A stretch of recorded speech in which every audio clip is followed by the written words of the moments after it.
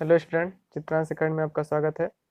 जैसा कि आपको पता है, ये डिक्टेशन 80 वर्ड पर मिनट से बोली जाती है। तो इसको आपको एकांत में बैठ करके कॉपी पेंसिल ले करके आपको लिखना है और उसके बाद हिंदी में ट्रांसक्रिप्ट करके मैच करना है। अगर आप कोई लिखना भूल जाते हैं, कोई लाइन छूट जाती है, तो उसकी आप अच्छे से प्रैक्टिस करें।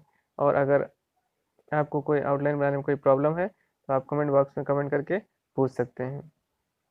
तो चलिए लिखते हैं। Dictation start. महोदय, कार्यशालाओं का आरंभ कब और कैसे हुआ? इस योजना का क्या उद्देश्य था? इस पर प्रकाश डालने के साथ साथ पुस्तक में इन बातों की भी चर्चा की गई है कि कार्यशालाएं कब और कहाँ आयोजित की जानी चाहिए। कुछ कार्यशालाएं किस रूप में आयोजित की जा रही हैं, इसका विवरण भी दिया गया है ताकि अन्य कार्यालय हानि लाभों से परिचित हो सकें।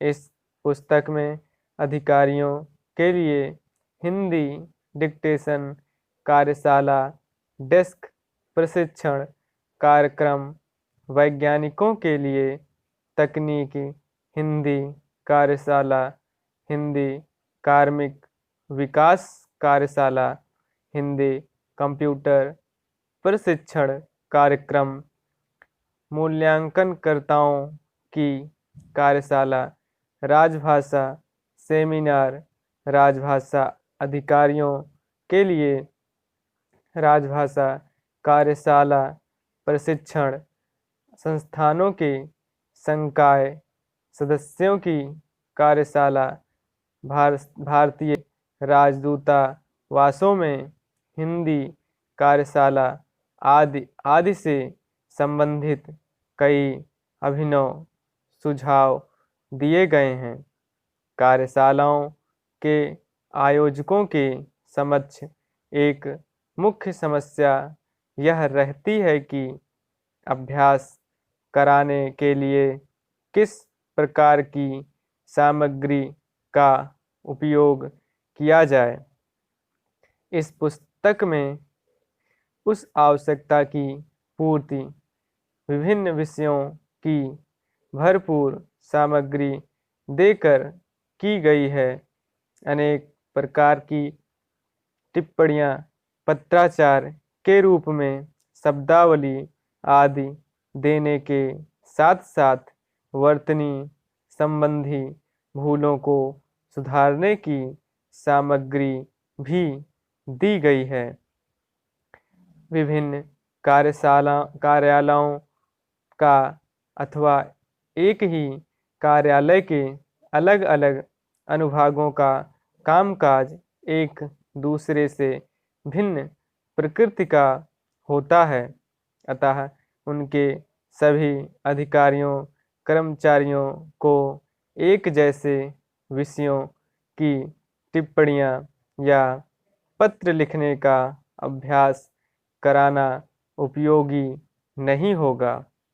इस बात का ध्यान रखते हुए इस पुस्तक में इस बात पर बल दिया गया है कि प्रतिभागियों को अपनी इच्छा अनुसार विषय चुनकर उनके काम से संबंधित टिप्पणियाँ या पत्र आदि मौलिक रूप से हिंदी में लिखने को कहा जाए, अर्थात उन्हें मुक्त लेखन के लिए प्रेरित किया जाए।